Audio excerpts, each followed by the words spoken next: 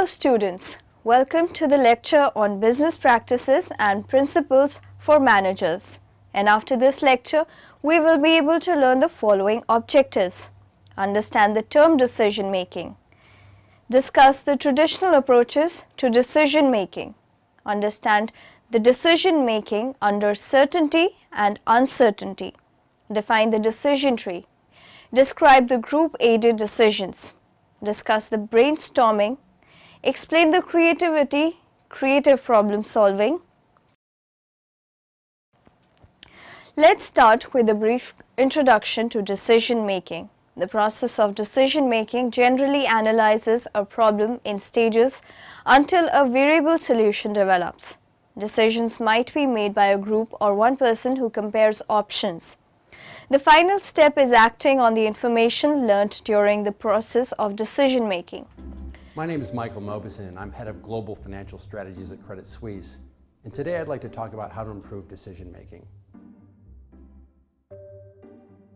Now, in the world of science, there's actually a very interesting framework to understand how theories develop and improve over time. The first phase is called observation, where you just figure out what you want to talk about, you agree on the terms, and you observe a lot of information. The second phase is called classification, where you take all that information and you sort it into buckets, into classifications. The third step is figuring out definition, like what causes what to happen. Let me give you one example from the world of flight. So for centuries, humans want to know how to fly. That's the observation phase. When they went into the real world, they said, well, it looks like the things that fly tend to be things with wings and feathers. So what did the first humans do? They fashioned wings, stuck on feathers, went to a really high spot, jumped, flapped, and then crashed. That was the anomaly. So that's not the right answer. Had to go back to the basics. Turns out around in the early 1700s, there was a scientist named Daniel Bernoulli who worked on fluid mechanics. And as part of that, he started to understand this concept called the airfoil. That's something that provides lift. And it turns out that is one of the keys to flight. So as people understood the notion of the airfoil and lift, came along into the early 1900s, and the Wright brothers said, that's the key. If we can combine that with a little bit of propulsion technology and some steering, we can create an airplane that flies. It has nothing to do with wings and feathers. It has all to do with the airfoil. So now we have a sense on how we improve understanding causality. Now we can turn to the second topic, which is how do we improve our forecasts? And the key idea here is something called the inside versus the outside view. Here's an example from the world of mergers and acquisitions when two companies combine. The inside view usually means that companies are very optimistic. They can see all the positives of the deal, the strategic value, and all the financial savings they're going to accrue. But if you look at the outside view, what you see is about 60% of the time, the stock of the acquiring company fails to go up. In fact, it usually goes down. So notwithstanding there's a lot of optimism on the inside view, the outside view often gives you a much more nuanced and often less optimistic point of view. There's a third area that's really important, which is how do we take new information that comes in and integrate it with our point of view? Typically, we don't really take into consideration new information. The first major barrier to that is something called confirmation bias. Once you've decided on something and you think this is the right way to think about it, new information that comes in, either you blow it off, you just disregard it or don't pay attention to it, or if it's ambiguous, you interpret in a way that's favorable to you. Now the next problem we all have this is what's called pseudo and subtly diagnostic information. So pseudo-diagnostic means information that really isn't very relevant, but you think it is. Subtly diagnostic is information that really is relevant and you kind of don't pay attention to it. One of the things people look at in an M&A deal is whether it adds to earnings. Well, it turns out that doesn't really correlate very highly with whether it's a good deal or a bad deal. Other things correlate much higher. For example, are you getting more than what you pay for? That's much more subtle, but much more relevant in terms of determining whether it's a good deal or a bad deal.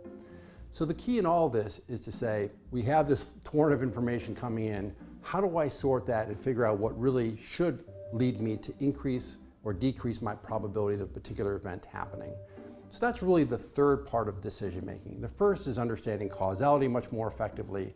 The second is understanding how to think about forecasting using the inside versus the outside view.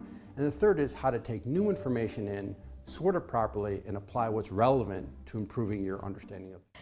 Let's now talk about the basic definition of decision making. Here are two standard definitions of the term. Decision making is the study of determining and choosing among options or alternatives based on the preferences and values of the individual. Decision making is the process of reducing any hesitation or uncertainty about the available options in order to attain a practical and sensible choice. Part of making decisions is gathering information before making the best choice. Kinds of decisions. Decisions can be categorized into three basic classifications. Decisions whether this type of decision is a yes, no, or either-or decision. Before choosing the best and most suitable choice, the person decides whether it is amendable or not.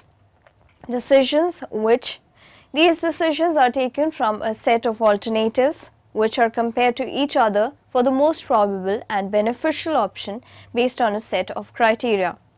Contingent decisions. These are decisions that were already identified but are set aside until the conditions are approved and met. Many people have already created contingent decisions, but they keep it until an opportunity to apply the decision comes along. Decision-making approaches. The major approaches to decision-making can be classified into three methods. Individual. The individual makes the decision based on personal values and preferences. Individual approach to decision making is challenging and difficult at times because some people are too dependent on others for a sound decision. Authoritarian. In this approach, the decision relies on the leader or head of the group or team. As the sole decision maker, the leader must make sure that sufficient knowledge is gathered in order for the decision to be beneficial for the group. This approach is otherwise known as consensus. The members brainstorm and share ideas, discuss the considerations, and then implement on an agreed decision. A group decision usually is more effective because everyone takes accountability for whatever outcome there is. Importance and steps in decision making. Decision making is usually defined as the act of making up our mind about something. The process of decision making is not as easy as it sounds.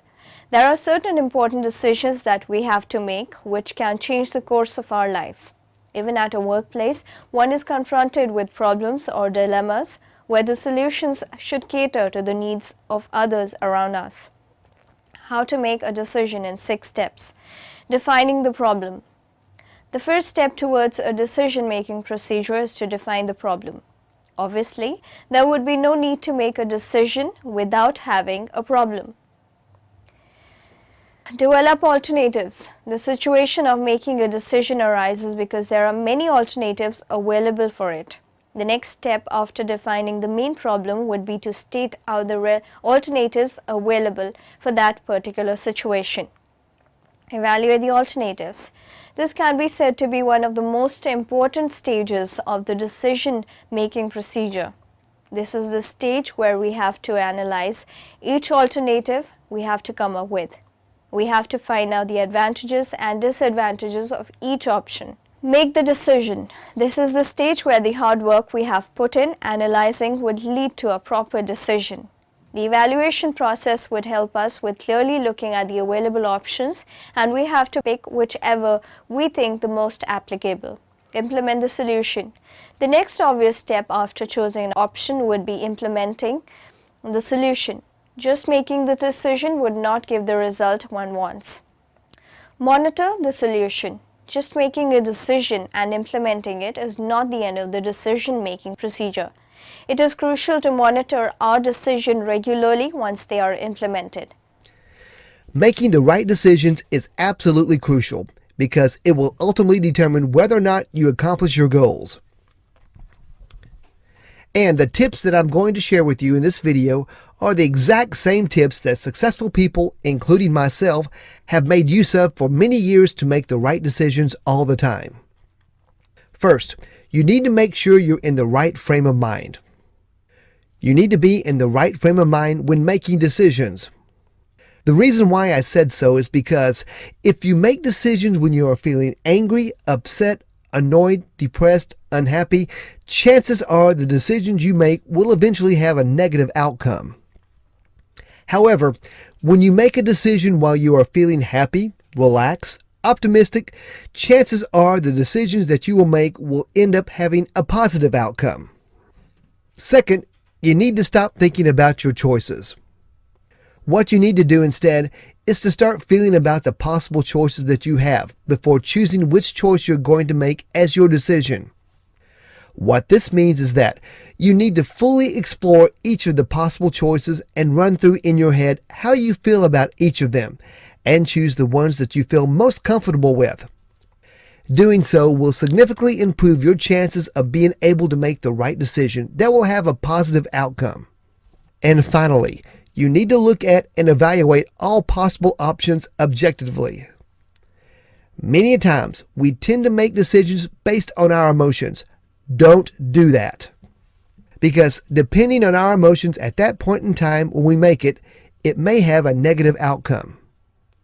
What you need to do instead is to look at all possible options objectively, whether you evaluate the pros and cons of each and every option before you decide on the option that you opt for.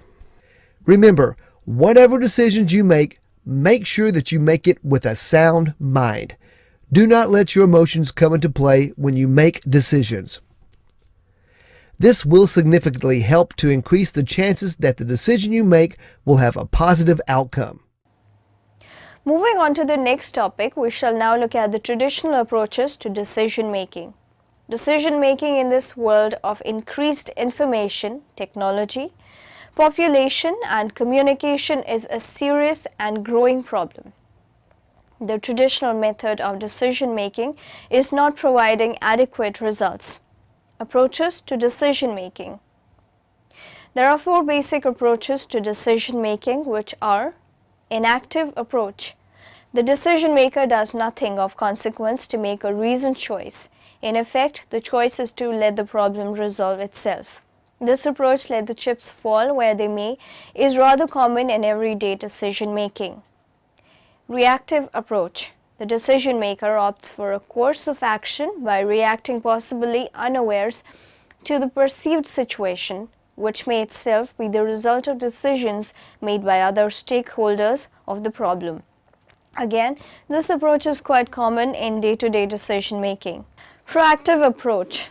The decision making opts for a course of action by first carefully analyzing the problem situation within its relative context, the environment in which the problem situation is embedded, system concepts, then devising and evaluating prospective measures that would serve to attain the intended objectives while complying with all applicable constraints, and only then choosing the most promising alternative. Interactive approach. The decision maker probes the decision problem by experimenting with tentative courses of action before making the final choice. In effect, the decision problem itself is used as a test bed to explore the desirability of possible alternative solutions. Proactive decision making. An intelligent approach to decision making would generally observe the following steps. Recognize and define the problem. This refers to the process of correctly identifying and making explicit the problem or opportunity faced by the decision maker. To do this, one must first become aware that a problem or opportunity does in fact exist before proceeding to state in writing the goal or objectives to be pursued, along with a set of constraints that must be complied with. Gather information about the problem. Information gathering strives to ascertain facts that are relevant to the decision problem. This often reduces to a search for answers to questions raised by the decision maker. Identify action alternatives. Creativity is the key in this phase of the decision process. As the decision maker gathers information, she begins conceiving possible solution alternatives. Traditional decision making draws heavily on subjective criteria based on intuition, experience, and personal judgment in order to generate action alternatives. Determine the evaluation criteria. In order to evaluate the action alternatives, the decision maker must first determine the evaluation criteria along with the relative importance of each criterion. Evaluate the alternatives. The decision making compares the pros and cons of each action alternative in accordance with the evaluation criteria. Benefits and costs are estimated and each alternative's potential for attaining the goal or objectives is assessed. Select the best alternative. His is the classic decision point choice. By now goes the traditional argument the decision maker ought to be clear on which alternative seems to be the most promising course of action. Consequently, the decision is made based in large part on personal judgment. However, even in moderately complex problems, the best alternative may not be readily apparent. Implement the chosen alternative. In an organizational setting, the decision maker sets in motion a course of action that involves the customary managerial tasks: planning, organizing, leading, and controlling. Evaluate the results. Learn from both successes and mistakes. Students, moving on to the next topic, we shall now discuss about decision making under certainty. Decision making under certainty implies that we are certain of the future state of nature. The solution naturally is to choose the alternative that gives us the most favorable outcome. Although this may seem like a trivial exercise, there are many problems that are so complex that sophisticated mathematical techniques are needed to find the best solution. Linear programming. One common technique for decision making under certainty is called linear programming. In this method, a desired benefit such as profit can be expressed as a mathematical function, the value model or objective function of several variables. The solution is the set of values for the independent variables, decision variables, that serves to maximize the benefit or in many problems to minimize the cost, subject to certain limits, constraints. Let us now talk about the decision making under uncertainty. At times, a decision maker cannot access the probability of occurrence for the various states of nature. Different approaches to decision making under uncertainty include the following. The optimistic decision maker may choose the alternative that offers the highest possible outcome, the maximax solution. The pessimist decision maker may choose the alternative whose worst outcome is lead bad, the maximum solution. The third decision maker may choose a position somewhere between optimism and pessimism, Hurwitz's approach. Another decision maker simply assume that all states of nature are equally likely, the so-called principle of insufficient reason. Set all values equal to 1.0 and maximize expected value based on that assumption. The fifth decision maker may choose the alternative that has the smallest difference between the best and worst outcomes, the minimax regret solution. Programmed and non-programmed decision making. Programmed decisions are best in highly structured environments with established goals and channels of information. Non-programmed decision-making applies to specific concerns and infrequent decisions so that no rule can guide decisions. Non-programmed decision-making is reactive rather than proactive. Programmed versus non-programmed. A good analogy for the differences between programmed and non-programmed decisions is a custom designed and produced product compared to a mass-produced one. Let's now move on to the next topic, decision tree. Decision tree structures are a common way to organize classification schemes. In classifying tasks, decision trees visualize what steps are taken to arrive at a classification. Every decision tree begins what is termed as a root node, considered to be the parent of every other node. Every node in the tree evaluates an attribute in the data and determines which path it should follow. Typically, the decision test is based on comparing a value against some constant. Now we shall talk about group decision. The functionality of a group in terms of performance has been known to be effective in various aspects such as conflict situations, problem solving, and decision making. The group takes into account the individual needs and ideas of the members, making it a collaborative approach in dealing with just about any kind of situation. Consensus decision making. If leadership decision making is commonly termed as authoritative style, group decision making is otherwise known as consensus. Decision making, a consensus decision making process, should have the following characteristics. Inclusive. It should involve not just a few selected members but everyone in the team. Participatory. Each member must actively suggest and solicit opinions, inputs and alternatives during the decision-making process. Cooperative. The members must strive to achieve the best possible alternative which is deemed beneficial for the group rather than just going for majority opinion.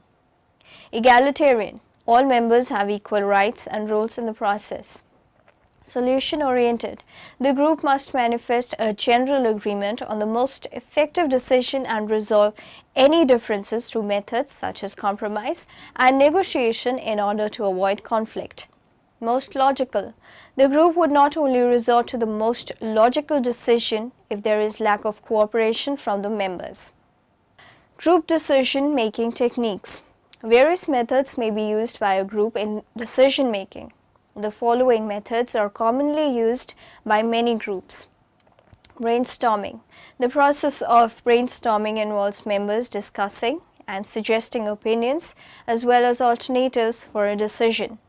Dialectical inquiry. In this group decision-making technique, the members are divided into two groups who will debate on the pros and cons of the alternatives. Nominal group technique. A structured approach in decision-making, the nominal group technique requires each member to develop a list of possible alternatives in writing. Delphi technique. The Delphi technique is applicable only when the members are on separate physical locations. Making decisions can be hard enough, but making them with a group can be particularly tricky. Let's look at an example of group decision-making and how using decision skills can help. This is Mike, Chris, Matt, and Arlo. They like hanging out together because they're pretty good friends. This Friday night, they're going out to eat before they go to a friend's party. "Where do you want to go?" says Mike. "I don't care," says Chris. "Me neither," says Matt. "As long as it's good," says Arlo. Sounds like it should be pretty easy, right? But here's the thing. Mike, Chris, Matt, and Arlo all have different ideas about how this is going to work out. And they have different thoughts about what they would like and what is important to them. And they might just be assuming that those same things are important to all of them. But no worries. The guys have been friends for a long time and know that they need to work some stuff out. Without even really thinking about it, they begin communicating and clarifying. "I was thinking pizza," says Mike. "I had pizza for lunch. How about Thai, or the diner for a change?" "I'm a little strapped for cash this week, so can we make it on the cheaper side?" says Matt. "And how are we going to get there?" says Arlo. That's a good start, but now they dig a little deeper. "I've got my mother's car this evening, so I can drive," says Matt. "And the party doesn't start until later, so we've got plenty of time," says Mike. "Last time I went to the Thai place, it was good, but it's not very cheap." "We could try that taco place that just opened up on Maple Ave. Has anyone been there? Is it any good?"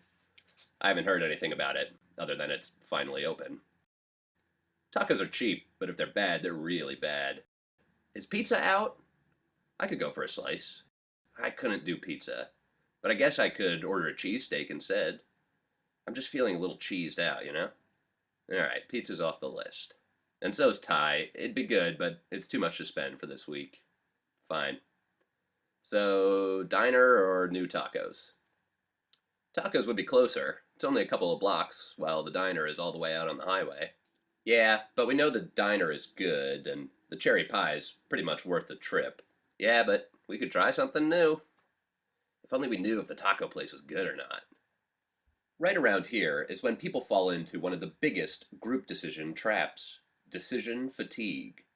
This is when you get sick of discussing an issue and just want to throw in the towel and do whatever seems easiest. "Alright, I don't care anymore. Let's just get pizza like we always do." Then Chris says, "I don't really want pizza. Come on. We just have to decide between the diner and the taco place. What do you think?" Arlo replies, "Alright. Even though it might be a nice change, we don't know how good the taco place will be. I say we hold off on trying it until we hear something about it. And tonight, let's go to the diner. We've got a car so we can drive, which we might not have next week. There are all kinds of things on the menu, so people can be adventurous if they don't want burgers and fries. Plus, it's cheap and it's good. Excellent. Good job, guys. You communicated and clarified the elements of your decision basis and thought your way to a good decision. And you stuck with it and didn't fall for decision fatigue. Pros and cons of group decision making. A group decision making approach can be greatly beneficial to the group and its members in one of the following ways. It utilizes the diverse competencies and expertise of the members. It promotes collaboration and unity among the members in the group. The group as a whole is accountable for any consequence or outcome of the decision after it is implemented. It allows the members to voice out individual ideas and suggestions which can be helpful in arriving at a good decision. There are disadvantages to group decision making, and these are: the time frame for reaching a decision is generally slower in groups than individual approach. The problem of groupthink may adversely affect the group members. Groupthink happens when the members are pressured to agree to majority opinion. Group polarization may also happen, which refers to the tendency of the group to settle for extreme and high-risk solutions to address problems. Students, can any one of you describe brainstorming? Brainstorming works by focusing on a problem and then deliberately coming up with as many solutions as possible by pushing the ideas as far as possible. One of the reasons it is so effective is that the brainstormers not only come up with new ideas in a session, but also spark off from associations with other people's ideas by developing and refining them. There are 4 basic rules in brainstorming intended to reduce social inhibitions among team members, stimulate idea generation, and increase overall creativity. No criticism. Criticism of ideas are withheld during the brainstorming session, as the purpose is on generating varied and unusual ideas and extending or adding to these ideas. Welcome unusual ideas. Unusual ideas are welcomed as it is normally easier to tame down than to tame up, as new ways of thinking and looking at the world may provide better solutions. Quantity wanted. The greater the number of ideas generated, the greater the chance of producing a radical and effective solution. Combine and improve ideas. Not only are a variety of ideas wanted, but also ways to combine ideas in order to make them better. Brainstorming steps. Gather the participants from as wide a range of disciplines with as broad a range of experience as possible. This brings many more creative ideas to the session. Write down a brief description of the problem. The leader should take control of the session, initially defining the problem to be solved with any criteria that must be met, and then keeping the session on course. Using the description to get everyone's mind clear of what the problem is and post it where it can be seen. Encourage an enthusiastic, uncritical attitude among brainstormers and encourage participation by all members of the team. Write down all the solutions that come to mind, even rebolt ones. Do not evaluate ideas until the session moves to the evaluation phase. Do not censor any solution, no matter how silly it sounds. The leader should keep the brainstorming on subject and should try to steer it towards the development of some practical solutions. Once all the solutions have been written down, evaluate the list to determine the best action to correct the problem. Brainstorming variations. One approach is to see the session with a word pulled randomly from a dictionary. Use this word as a starting point in the process of generating ideas. When the participants say they cannot think of any more ideas, then give them about 50 more minutes, as the best ideas sometimes come towards the end of a longer thought process. Brainstorming can either be carried out by individuals or groups. Keep all the generated ideas visible. As a flip chart page becomes full, remove it from the pad and tape it to a wall as that is visible. If the brainstormers have difficulty in coming up with solutions, we may have to restate the problem in a different context, such as using metaphors or linking it to own knowledge. Brainstorming is the most widely implemented creativity technique of all time. It was pioneered by this ad executive named Alex Osborne. In a series of best-selling business books in the late 1940s and early 50s, he outlined this technique called brainstorming, which basically there's just one rule to brainstorming, which is don't criticize. Whatever you do in a brainstorming meeting, you cannot criticize the ideas of other people, that all ideas are good ideas. And the assumption behind this is that the imagination is very meek and shy and fragile. And if it's worried about being criticized, it'll just clam up and it won't be able to free associate at all. But the only problem with brainstorming is that it just doesn't work. Psychologists have known this for 60 plus years. Study after study has shown that you put people in a room and tell them to brainstorm, they're going to come up with fewer ideas and less original ideas than those same people who might work by themselves. So brainstorming, we become less than the sum of our parts. Now, the reason brainstorming doesn't work returns us to the very first rule of brainstorming, which is thou shalt not criticize. Because as studies by Charlotte Namath have shown, groups that engage in what she calls debate and dissent, where they are encouraged to engage in constructive criticism, they come up with anywhere between 25 to 40% more ideas, and those ideas are rated as much more original. And that's because when we don't criticize each other, when we all just pretend every idea is a good idea, we tend to float on the superficial surface of the imagination. And our free associations, left to their own devices, are not that interesting. So if I ask you to free associate on blue, I can predict with a high degree of accuracy that your first answer will be green, followed by ocean, sky. Then things get a little more complicated, but you may say, Joni Mitchell or Miles Davis or jeans or Smurfs, but nothing too profound or surprising. And that's because our free associations are bound by language, and language is full of cliches. Now, the way we get past those cliches is to engage in criticism. That is what surprises us, that's what invigorates us, that's what wakes us up. It means we're really paying attention to the ideas of other people. It forces us to dig a little bit deeper, and that's when things get interesting. Let's move on to the next topic, creativity, creative problem solving. Creativity is the ability of a person's mind to take ideas, facts and materials and perceive them in a unique way or manner. A different point of view, a new idea, or a new way of looking at a problem. What is the creative problem solving process, CPS? The creative problem solving process is capitalized because it is a specific process as opposed to speaking generally of creative problem solving. There are many different creative problem solving processes. Now in the end, let us summarize what we have learned in this lecture. Decision making is the process of reducing any hesitation or uncertainty about the available options in order to attain a practical and sensible choice. Decision making is a study of determining and choosing among options or alternatives based on the preferences and values of the individual.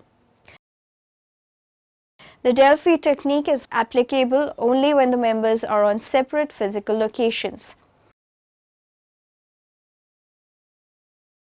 Brainstorming works by focusing on a problem and then deliberately coming up with as many solutions as possible and by pushing the ideas as far as possible. The functionality of a group in terms of performance has been known to be effective in various aspects such as conflict solutions, problem solving and decision making. Decision making in this world of increased information, technology, population and communication is a serious and growing problem.